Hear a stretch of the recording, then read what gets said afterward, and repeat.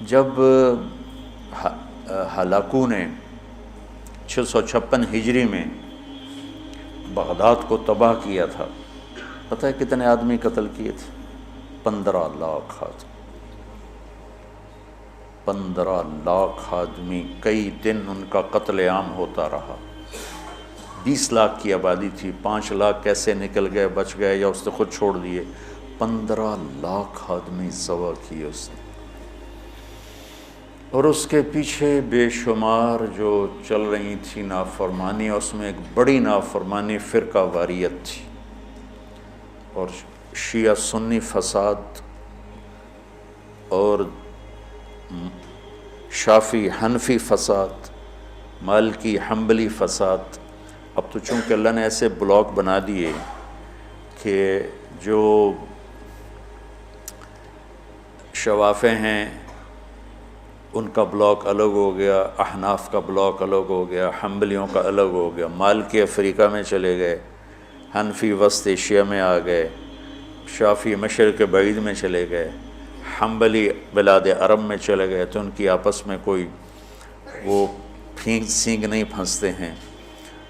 لیکن چونکہ شیطان نے تو محنت کرنی ہے، تو اہل السنت والجماعت ہو کر آپس میں اتنے لڑائیاں ہیں، اور مختلف جتنے بھی مکاتب فکر ہیں سب کے آگے مختلف مکاتب فکر ہیں، اور وہ آپس میں نفرتوں تک پہنچے ہوئے ہیں اور بغض تک پہنچے ہوئے ہیں۔ یہی حال بغداد کا تھا، یہی حال بغداد کا تھا۔ اللہ مجھے بڑے بول اور دعوے سے بچائے۔ بچوں، تاریخ پڑھے بغیر دین سمجھ میں نہیں آتا پوری طرح۔ آدمی عبرت نہیں لے سکتا، سبق نہیں لے سکتا، صرف فقہ میں گم ہو کر ایک عجیب قسم کی وہ مخلوق بن جاتا ہے۔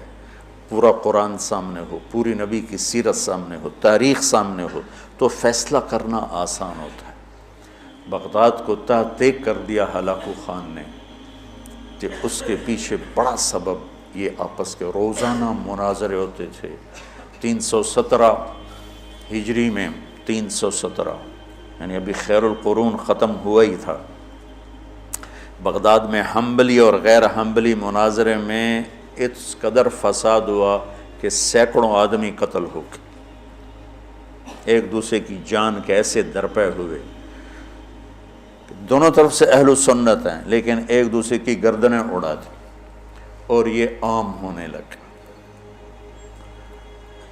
تو اللہ تعالیٰ کی طرف سے وہ عذاب بن کر آیا 656 ہجری میں۔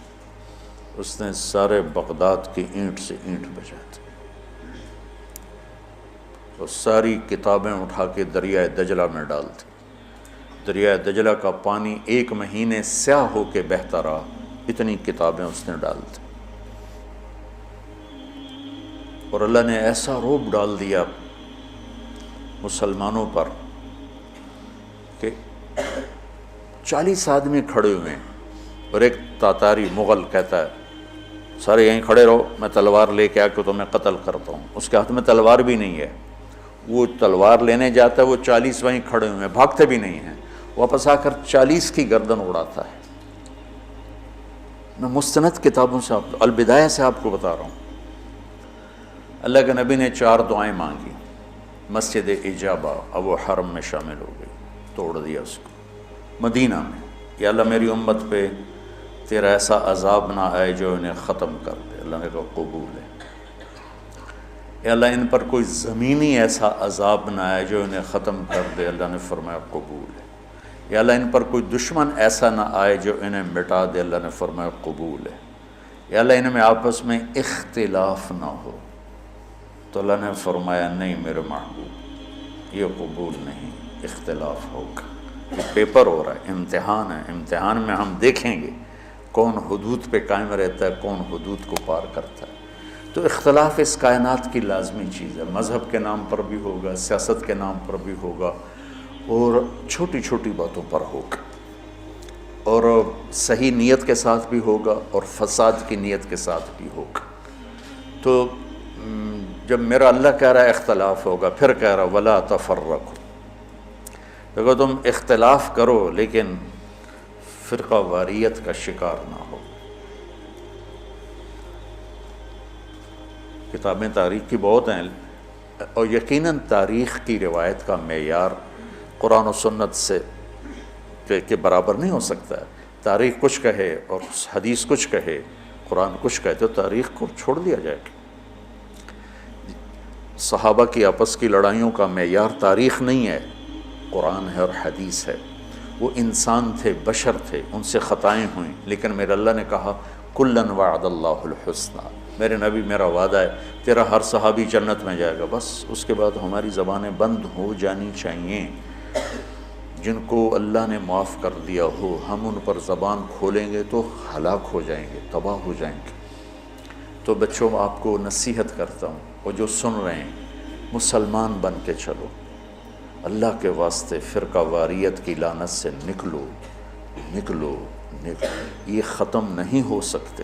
ہاں ہم جڑ کے چلیں، اپنے اپنے مسالک پر چلتے ہوئے ایک دوسرے کو عزت دیں، احترام دیں۔ مولانا محمد قاسم نانوتوی رحمۃ اللہ علیہ، جنہوں نے دیوبند کی بنیاد رکھی،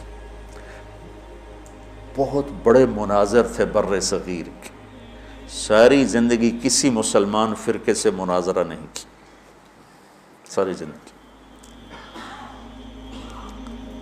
حضرت تھانوی کے مواعظ 30 جلدوں میں ہیں، پڑھو۔ کسی پر رد کیا ہو ایسا بدتمیزی کے ساتھ اور اس طرح اس کی پگڑی اچھالی ہو، جن کے نام پر دیوبندیت قائم ہے، مولانا گنگوہی رحمۃ اللہ علیہ، یہ آج جو پھدک رہے ہیں ممبروں پر، یہ تو کوئی نہ ہمارے لیے بنیاد ہیں اور نہ یہ ہمارے لیے نمونہ ہیں۔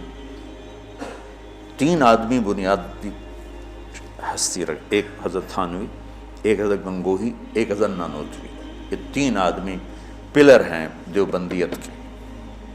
دیکھو انہوں نے کس طرح، اگر کہیں کسی کا رد بھی کیا ہے تو ایسے نہیں کیا کہ انسانیت سے گرا ہوا کلام ہو یا لہجہ ہو یا گفتگو ہو۔ اور مولانا قاسم صاحب رحمۃ اللہ علیہ نے ساری زندگی کسی مسلمان فرقے سے مناظرہ نہیں، ہندو سے کیا، سکھوں سے کیا، دہریوں سے کیا، عیسائیوں سے کیا، نیچریوں سے کیا، لیکن کسی مسلمان فرقے کے خلاف آپ نے مناظرہ نہیں کیا۔ تو میں تمہیں نصیحت کرتا ہوں، امت پہلے ٹوٹی پڑی ہے، دین کا کام کرنا ہے تو وہ کرنا جو تبلیغ والے کر رہے ہیں، کہ سب کو جوڑ رہے ہیں، سب کو محبت کا پیغام دے رہے ہیں۔ اگر منفی کام کرنا ہے تو گھر بیٹھ جانا، یا ہم سے تعلق توڑ دینا، ہماری نسبت ہمیں واپس کر دینا، پھر جو تمہاری جی میں آئے کرتے رہنا۔ میں تمہیں مثبت کردار میں دیکھنا چاہتا ہوں کہ تم امت میں جاؤ تو تمہارے ایک ڈاکٹر جاتا ہے ایک محلے میں، اور 4 سال کے بعد اس کا ہسپتال کھڑا ہوتا ہے۔ 10 مولوی ایک محلے میں جاتے ہیں اور ان کا نام و نشان تک مٹ جاتا ہے۔ ایک جعلی حکیم بیٹھ جاتا ہے اور اس کے مریضوں کا رش لگ جاتا ہے۔ جعلی پیر بیٹھ جاتا ہے تو تعویذ لینے والے کو لائن لگی ہوتی۔ اور ایک اچھے مدرسے کا پڑھا ہوا بچہ اپنے ماحول میں جاتا ہے اور وہ کوئی اثر ہی نہیں چھوڑتا۔